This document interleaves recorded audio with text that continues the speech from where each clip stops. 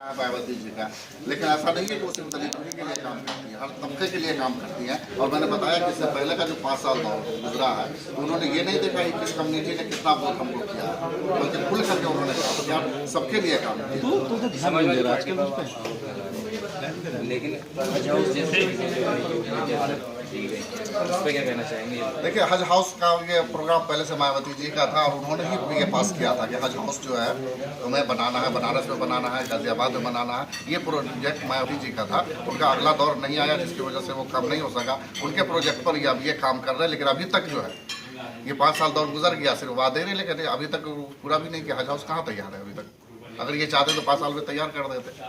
मुस्लिम, अगर आपने सर्वे करा है तो मुस्लिम लोगों का क्या कहना है? ये देखिए, अभी तक मुसलमान तो ये सोच रहे हैं कि जो ज़्यादा मजबूत पार्टी है उसको वोट करेंगे, और महागठबंधन की वजह से, कांग्रेस अलायंस की वजह से एक मैसेज चला गया है कि ये समाजवादी मजबूत हो गई है, इसलिए ज़्यादा लोग अभी तक मुसलमान समाजवादी की तरफ जुड़े हुए हैं, सिर्फ इस वजह से कि वो मजबूत है।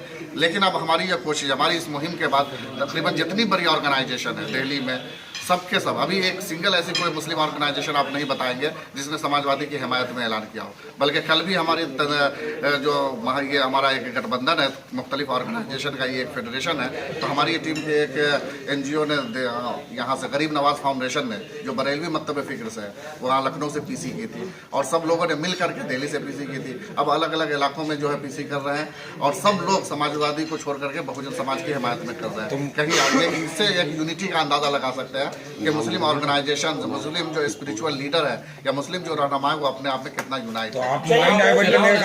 चुनाव नजदीक आते ही आप लोग एक्टिव हुए हैं, चाहे वो मौलाना हो या आप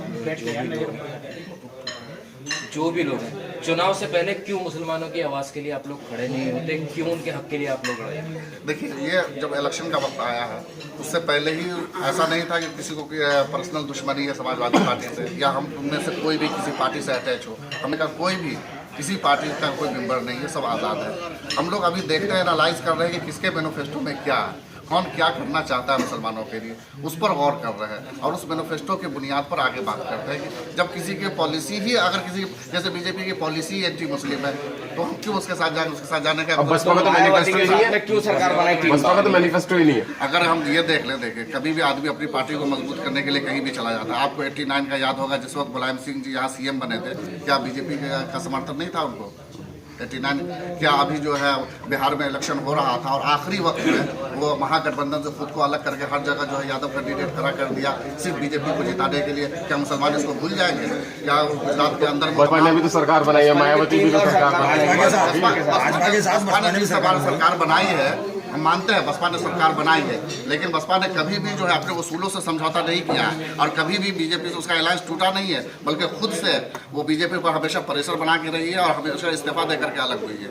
ये चीज़ भी हमें ख्याल रखना होगा, और ये खुल करके उनका सामने रहा है। लेकिन जो लोग पीछे से अटैक करते हैं, जैसे मुलायम सिंह जी ने किया कि बिहार के अंदर जो है बीजेपी को जिताने के लिए आकर अपना कैंडिडेट आखिरी वक्त में जो अलायंस से अलग हो गए और अपना कैंडिडेट खड़ा कर दिया। गुजरात में नरेंद्र मोदी जी को जिताने के लिए उन्होंने जो है तो हर जगह अपना कैंडिडेट खड़ा किया कांग्रेस को हराने के लिए। तो ये तो इन लोगों की पॉलिसी रहती है। कौन इससे नहीं जुड़ा हुआ है, कौन सेकुलर है, कौन कम्युनल है? आज अगर मुलायम सिंह जी से सारे मुस्लिम अलग हो जाए तो कल वो जो है नेकर में आ जाएंगे, कल कम्युनल हो जाएंगे। आपको मैं उदाहरण देता हूँ आसाम का, कि आसाम में जब तरुण गोगोई सरकार थी कांग्रेस की, और वहाँ देखा कि मुस्लिम वोट हमको न मिल करके बदरुद्दीन अजमल साहब को मिल रहा है, तो फौरन वो हिंदू के नजरिए पर करने लगे, और नेकर में आकर के यहाँ तक कि बीजेपी की भी उतनी सख्त पॉलिसी नहीं थी जैसी हिंदुत्व की पॉलिसी तरुण गोगोई ने अख्तियार किया, और वो पूरा तरह से नेकर में आ गए। तो यहाँ तो सब वोट की पॉलिसी है, अगर मुस्लिम वोट किसी को मिल रहा है तो उस उम्मीद में जो वो सेकुलर बने हुए हैं। तो हजरत, आप भी चाहते हैं कि यहाँ का मुस्लिम बसपा को वोट करे, यानी ये माइंड डाइवर्ट करने के मेन? नहीं, हम चाह रहे हैं कि मुसलमान पूरी तरह से यूनाइट हो, और यूनाइट हो करके देखें कि किसके झोली में क्या है हमारे लिए, कौन हमारे लिए अच्छी पॉलिसी बनाया हुआ है, किसके प्रोग्राम अच्छे हैं, कौन फ्यूचर में हमारे लिए बेहतर हो सकते हैं। बात की MIM अध्यक्ष है असदुद्दीन ओवैसी, जो मुसलमानों का नेता कहते हैं, मुसलमानों की हक की लड़ाई के लिए कहते हैं, तो क्या आप लोगों की निगाह नहीं? देखिए, MIM यकीनन मुस्लिमों में लीडरशिप उभर रही है, बहुत अच्छे अंदाज में उभर रही है, उसकी हौसला अफजाई करते हैं, वैसी साहब की इज्जत और कदर भी करते हैं। लेकिन यहाँ पर अभी वैसी साहब की जो पार्टी है वो पॉलिटिकल तौर पर किसी भी तौर पर असरअंदाज होने की पोजीशन में नहीं है। वो उतना ज़्यादा उसका कोई इम्पैक्ट नहीं है। दूसरे ये कि वो पूरे स्टेट में अपना कैंडिडेट नहीं खड़ा कर रही है कि हुकूमत बनाने की पोजीशन में। अभी जो है MIM अपने वजूद की लड़ाई लड़ रही है। तो जाहिर है कि वजूद की लड़ाई लड़ रही है, जहाँ पर उनके कैंडिडेट होंगे, बेहतर कैंडिडेट होंगे, तो उनके 10-5 सीटें आ सकती है। मुश्किल से 25 से 30 सीटों पर अपने कैंडिडेट को कर रहे हैं। तो इस तरह से तो और पार्टियाँ हैं, 20 पार्टियाँ हैं या लोकल हैं, ये सब जो 25-30-40 सीटों पर लड़ रही हैं। तो ये इसको रीजनल पार्टी का अलावा असल तो फोकस उनको देखना है जो गवर्नमेंट बनाने की पोजीशन है। तो कल होकर गवर्नमेंट बनाइए और उसकी पॉलिसी क्या है, उसका प्रोग्राम क्या है, और गवर्नमेंट बनाने के बाद हमारे लिए वो सरकार क्या कर सकती है, इस पर वर्क करना होगा। क्या ये माना जाए कि आप बसपा के एजेंट के रूप में यहाँ पे मतलब जो पीसी कर रहे हैं?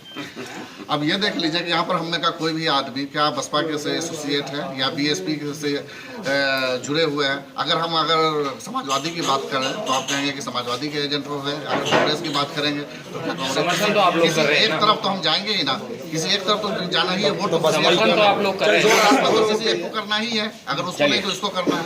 दो है हमारे पास। थैंक यू चलो